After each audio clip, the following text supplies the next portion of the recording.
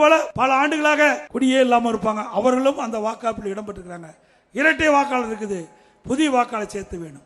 இந்த எஸ்ஐஆர் என்பது மிக மிக முக்கியம். போலி வாக்காளர்களை நீக்குவது, தகுதியான வாக்காளர்களை வாக்காளர் பற்றி இடம்பெற செய்வது, அதுதான் எஸ்ஐஆர். அதை ஏன் எதுக்குற?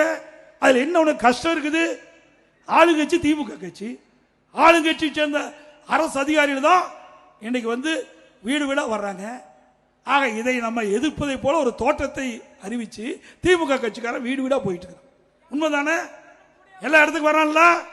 ஒரு பக்கம் எதுக்குறான், ஒரு பக்கம் நம்மளை ஏமாற்றி வீடு வீடா அவன் மக்களுக்கு அந்த படிவத்தை கொடுப்பதற்கு அவர்களே கொடுப்பதற்கு முயற்சி செய்யறாங்க. அப்படியெல்லாம் எந்த பிஎல்ஓவும் திமுக கட்சிக்காரன் அந்த படிவத்தை கொடுக்கக்கூடாது.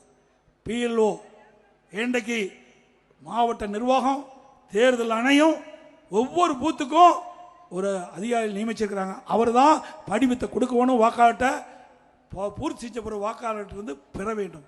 இது முக்கியம். நம்முடைய நிர்வாகிகளும் பொதுமக்களும் அதை முறையாக பார்த்து கொள்ள வேண்டும். இல்லாவிட்டால் தில்லுமுள்ளு செஞ்சு நமக்கு விழக்கூடிய வாக்குகளை வாக்காளர் பட்டியலிருந்து எடுத்துருவாங்க. அது இடம்பெறாத ஒரு சூழ்நிலை உருவாக்கிடுவாங்க. அதனால எஸ்ஐஆர் என்பது மிக முக்கியம்.